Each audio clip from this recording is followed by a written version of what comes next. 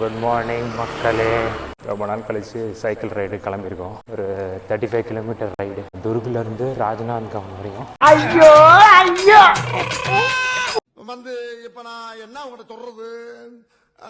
மன்னிக்கணும் மக்களே, மைக்கில் ஒரு எக்கோ செட்டிங் இருக்கும். எக்கோ செட்டிங் நார்மல் செட்டிங் இருக்கும். எக்கோ செட்டிங்கில் விட்டுட்டேன், நார்மல் செட்டிங் மாற்றாமல். அதனால தான் எக்கோ அடிக்குது. அதனால் இந்த வீடியோவுக்கு மட்டும் கொஞ்சம் அட்ஜஸ்ட் பண்ணிக்குவாங்க. ஹெட்ஃபோன் மாட்டி கேட்டுக்கோங்க. ஏன்னா இந்த வீடியோவை வேஸ்ட் பண்ண முடியல. 60 கிலோமீட்டர் ரைடு போயிட்டு வந்துட்டு அந்த வீடியோவை வேஸ்ட் பண்ண மனசு இல்லை. அதனால் ஆடியோ தடங்களுக்கு மன்னிக்கவும். ரொம்ப லேட்டாக கிளம்புறாங்க, 8 மணிக்கு கிளம்புறான். வேகமாக மத்தியானம் 1 ஆகிடும் நீங்கள் வரத்துக்கு இருக்கேன்னு.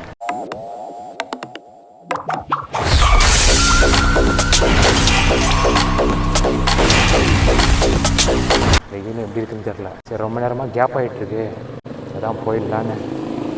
ஆக்சுவலாக எல்லாம் எடுத்துகிட்டு வந்துட்டேன். சைக்கிள் எப்படியும் இங்கே மச்சான் சைக்கிள் அரேஞ்ச் பண்ணிட்டேன். ஒரே ஒரு விஷயம் மிஸ்ஸிங்னா ஹெல்மெட் எடுத்துகிட்டு வந்துருக்கலாம். எடுத்துகிட்டு வரல. கொஞ்சம் சேஃபாக தான் ஓட்டணும். இந்த சைக்கிளையும் அவ்வளோ ஸ்பீடாக ஓட்ட முடியல. பார்ப்போம், காலைல ஒரு கடை திறந்துருக்கான்னு பார்ப்போம். சைக்கிள் கடை திறந்துச்சுன்னா ஹெல்மெட் வாங்கிட்டு போவோம். இல்லாட்டி ஹெல்மெட் இல்லாமல் காஷியஸாக ஓட்டு போக வேண்டியதான்.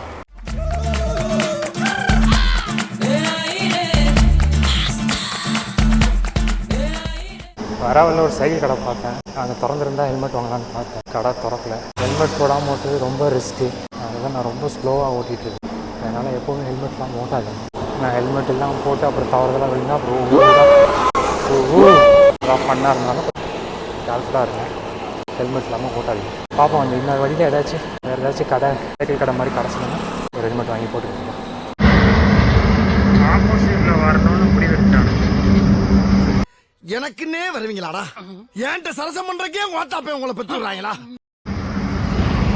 அட்லீஸ்ட் ஸ்லோவாக வந்தானுங்க பரவாயில்ல. ஏறி மிதிச்சுட்டு வரானுங்க.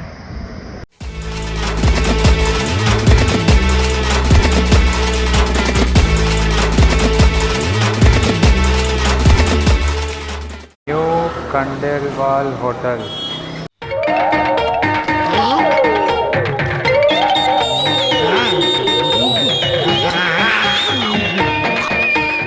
என்ன ரன்னிங்ல போறாங்கய்யா?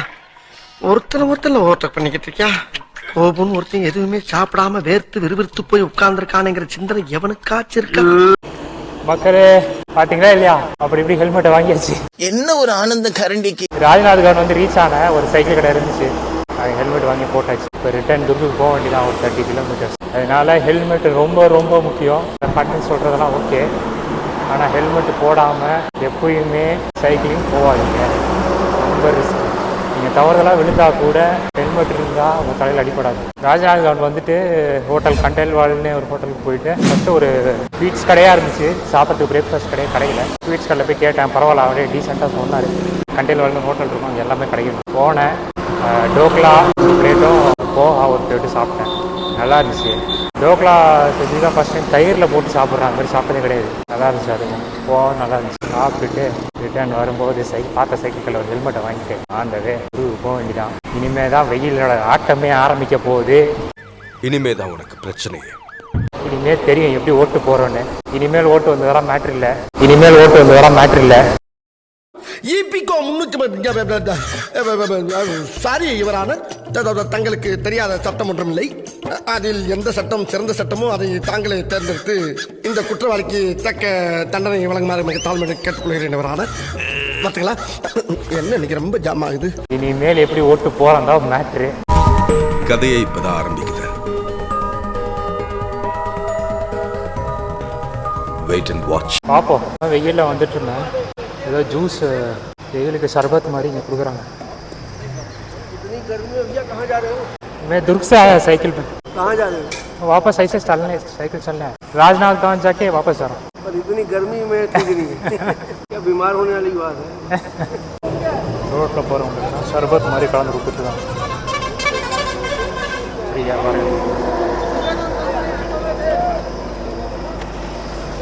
வரவங்களாம் கூப்பிட்டு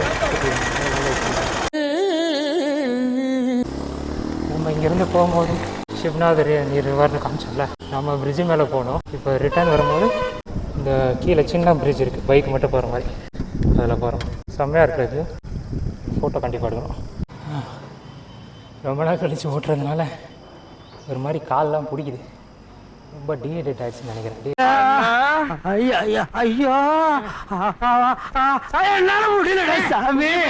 ஆனால் தான் தொட இடம்லாம் பிடிக்குது. வெயிலுக்கு அது கொஞ்சம் ஜாஸ்தியாக இந்த மாதிரி டீஹைட்ரேட் ஆகிடுச்சுன்னு நினைக்கிறேன். கொஞ்சம் உட்காந்துட்டு போகலான்னு உட்காந்துட்டேன். மொடாக்கல்லையே ஒரு முடக்கல குடிச்சு ஏப்ப விட்ட வேண்டாண்ணா. சிங்கிள் கிளாஸ் மில்க் என்னடா பண்ண பார். ஒரு வழியாக ரைடு முடிய போகுது. வீட்டுக்கிட்ட வந்தாச்சு. 62 கிலோமீட்டர்ஸ் ஆகும்னு நினைக்கிறேன். அதனால தான் ரைடு சக்ஸஸ்ஃபுல்லாக முடிச்சாச்சு. நான் என்ன செம்ம வெயில்னா அது வேறு மாதிரி வெயிலாக இருக்குது. ஒரு மாதிரி உடம்பையே ரொம்ப டீஹைட்ரேட் பண்ணி விட்டுருச்சு. போய் வாட்டர்மெலன் ஜூஸில் குளித்தா கூட டீஹைட்ரேஷன் போகாது போல். அந்த அளவுக்கு வெயில் நாஸ்தியாக இருக்குது. அதுக்கு நடுவில் இவனுங்க ஓட்டுறவனுங்க வேறு கடுப்பு ஏற்றிக்கிட்டு ராங் சைடில் வரானுங்க. அதுலேயும் ஸ்லோவாக வருவானு இல்லை, ஏறி மிதிச்சுக்கிட்டு வரானுங்க. எப்படியோ முடிச்சாச்சு ரைட். பாப்பா அடுத்த ரைட்டில்.